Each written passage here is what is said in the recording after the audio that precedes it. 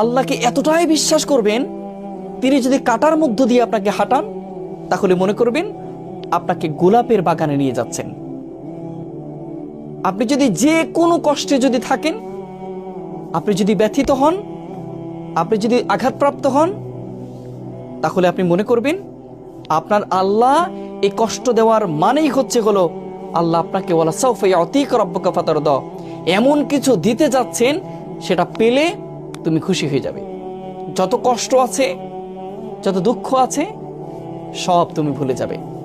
এমন জায়গা আল্লাহ নিতে চাচ্ছেন। সেজন্য আল্লাহর প্রতি আমাদের বিশ্বাস নাই, আমরা বিশ্বাস রাখতে পারি না।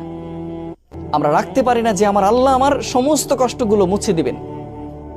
যে আল্লাহ সৃষ্টি করতে পেরেছেন, যে আল্লাহ শ্বাস প্রশ্বাস নিতে দিচ্ছেন, সে আল্লাহকে আমাদের কখনো কষ্টটা দূর করে দিতে পারবেন না? যে আল্লাহর জীবন, সে আল্লাহ জীবনের দুঃখগুলো দূর করে দিতে পারবেন না? তিনি কুং বলবেন, হও, ফায়াকুং, হয়ে যাবে ইনশাআল্লাহ। শুধু ভরসাটা রাখতে হবে আল্লাহর উপর। যেমন মুসা আলাইহিস সালাম পানিতে আঘাত করেছেন লাঠি দিয়ে, বিশ্বাস ছিল আল্লাহর উপরে। লাঠির কোনো এখানে ক্ষমতা ছিল না, শুধুমাত্র বিশ্বাসটাই ছিল বড়। আল্লাহ তাআলা তাকে 12টি রাস্তা তৈরি করে তাকে বাঁচিয়েছিলেন। তেমন করে আপনাকেও আল্লাহ বাঁচাবেন, শুধুমাত্র ধৈর্য ধরতে হবে।